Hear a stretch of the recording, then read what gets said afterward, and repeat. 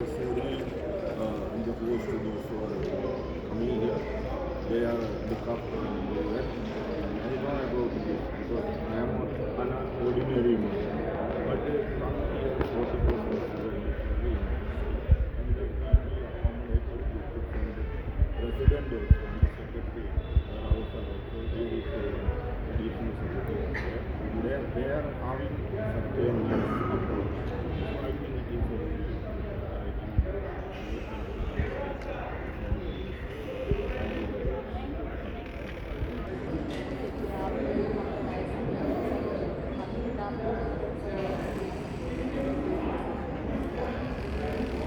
जी, मैं राजस्थानी भाषा का कवि और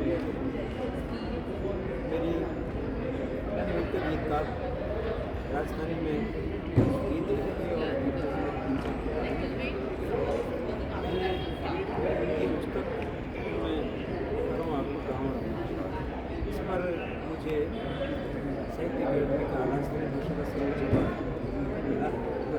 मैं बहुत खुश हूँ और मुझे अच्छा लगा कि मेरी जो 60 साल की तपस्या है उसको उसका प्रतिफल बहुत वर्षों बाद जाकर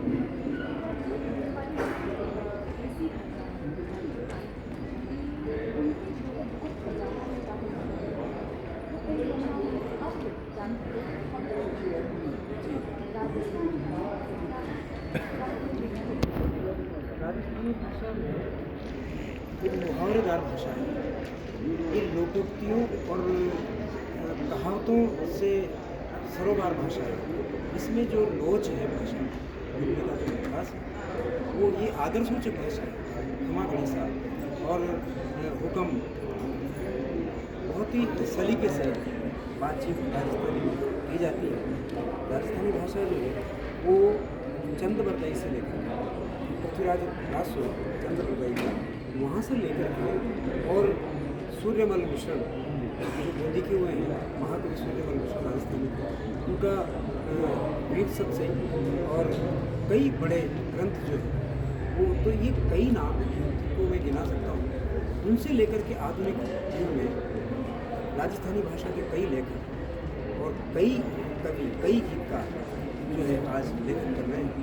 राजस्थानी भाषा अपने आप में जो लोकल लैंग्वेज में एक सर्वश्रेष्ठ भाषा मैं मानता हूँ, जो अपने संपूर्ण वाङ्मय को संपूर्ण जीवन शैली साथ लेकर चलता है। मैं एक गांव पर एक सुनाता हूँ एक छोटी सी रचना। सबर को समंदर छे गाँव, सबर को समंदर छे गाँव, ममता को मंदिर छे गाँव, धीरज को धरातल छे गाँव और हेत को हिमाचल छे गाँव, पीड़ को पहाड़ छे गाँव, पण नहार की दहाड़ छे गाँव, विपत में भी खुशहाल छे गाँव, अभावा की जिंदगी जीव छे गाँव, पण स्वाभिमान को अमृत पीव छे गाँव, हमेश अपना चितारे छे गाँव और सोड़ जतना पाँव पसारे छे गाँव। एक आध गाय बाछी हो तो आछी न हो तो आछी, जितना भी छे जमीन बाड़ी साधन वहाँ सबूरी छे, न तो फिर सलामत मजूरी छे, हरी सू लागी लगन छे गाँव, लूकी सूखी खार पे मगन छे।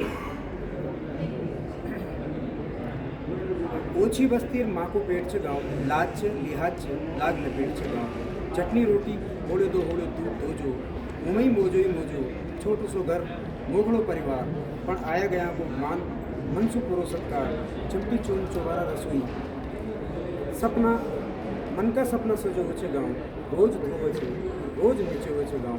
आखिरी बात मैं करना चाहता हूँ, विपद में दम सुखी न खुश न गमी में गम, विपद में दम न सबक में नम, यही गाँव की असली पहचान है। मनक पण गाँव का वो जबरो ढकान है। आज भी गाँव संस्कृति को दुसालो ऑर्डर चाल रो है और पुरखा को नीम धर्म पाल रो है। गाँव हमेशा एक दूजा का दुख सुख खड़ो है। ई वास्ते गाँव शहर सु घणो बड़ो है।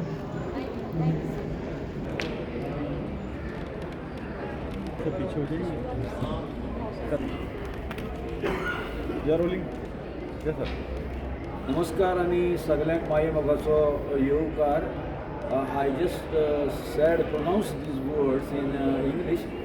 I'm from Goa. My name is Mukesh Thadi, and I have received the Sahitya Academy Award for my book of essays, namely Rangtaran. I basically write reflective essays and also plays, or you can say dramas. And this theatre form is not easy. This is my actual experience.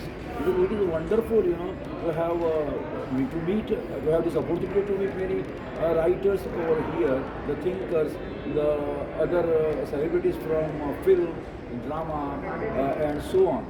So to have exchanges with them in the sessions as well as in while we are eating, while we are dining, while we are having coffee, all the time they are exchanges. Everybody has his own views and we don't differentiate on that and give respect to each other on his opinions or on his thoughts. My land Goa is very, very beautiful. It is a serene, green area, and it has always provided me boost and also you can say catalytic inspiration to write more, to be in the lap of nature all the time, to give the message of preservation of conservation. So I am fed and bred on this natural surroundings and environs. My mentor is Ravindra Kedekar, who passed away a few years back, and later on he had received Jnanpith Award, and I was very much fortunate to get his guidance, and he taught me many, many things. From the age of 10, I am writing.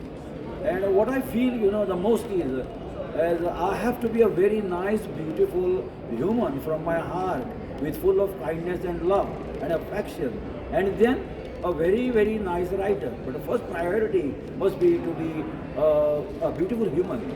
The heart, the carburetor of human being should be very clean, and there should not be any sort of pollution in that heart. Otherwise, if we are more and more angry, if we are more and more impatient, if we are intolerant, then it doesn't work and it doesn't deliver. Our writing becomes pure, with full of magnificence. When we ourselves do effort every day, we must grow and we must glow. Glowing is not by just cream on your faces, from within.